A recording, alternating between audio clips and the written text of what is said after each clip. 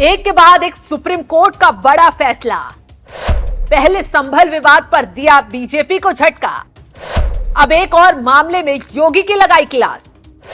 एक के बाद एक फैसले से तिलमिला गए योगी आदित्यनाथ।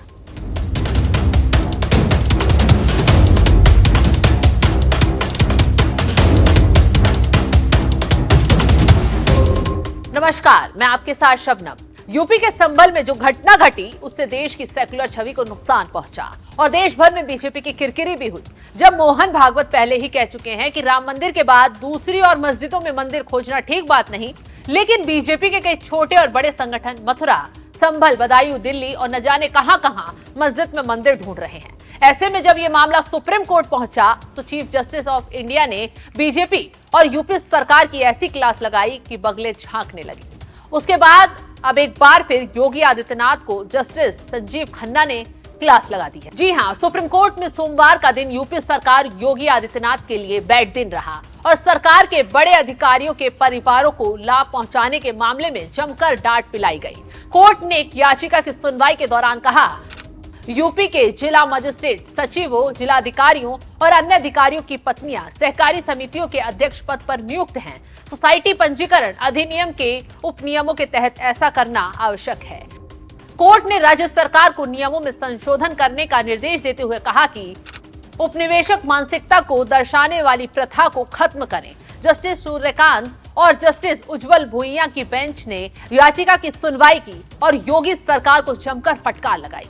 जानकारी देते चलें कि मामला बुलंदशहर का है और 1997 से कार्यरत जिला महिला समिति से संबंधित विवाद से जुड़ा हुआ है, जिसमें समिति को सरकार की ओर से पट्टे पर दी गई जमीन के लिए बुलंदशहर के कार्यवाहक डीएम की पत्नी को अध्यक्ष बनाया जाना आवश्यक था, क्योंकि सोसाइटी पंजीकरण अधिनियम के उपनियमों में ऐसा प्रावधान है। समिति ने नियमों में संशोधन किया, जिसे पहले उप रजिस्ट्रार ने रद्द कर दिया और फिर इलाहाबाद हाईकोर्ट ने भी समिति की याचिका पर सुनवाई करने से इनकार कर दिया। तो अब समिति ने सुप्रीम कोर्ट का रुख कर लिया है और उसी पर सुप्रीम कोर्ट ने बड़ा फैसला सुना दिया है। तो आप समझ सकते हैं कि क्या मामला था और क्यों सुप्रीम कोर्ट ने योगी आदित्यनाथ को तगड़ा झटका दिया है। जानकारी देते चलें कि एक के बाद एक योगी सरकार नए नए मामलों में घिरती जा रही है और अब कोर्ट का मामला सामने आया है। ऐसे में कहा जाने लगा है कि सुप्रीम कोर्ट अब योगी सरकार को सिखाने के मूड में आ गया है। यहां पर एक और जानकारी देते चलें कि केस की सुनवाई के दौरान सुप्रीम कोर्ट ने बुलंदशहर के मामले में आगे कहा कि डीएम की पत्नी को सोसाइटी अध्यक्ष बनाना गलत है और इसे मंजूरी देना उससे बड़ा अपराध, चाहे वे रेड क्रॉस सोसाइटी हो या फिर बाल कल्याण समिति। हर जगह जिलाधिकारी की पत्नी के अध्यक्ष होती है।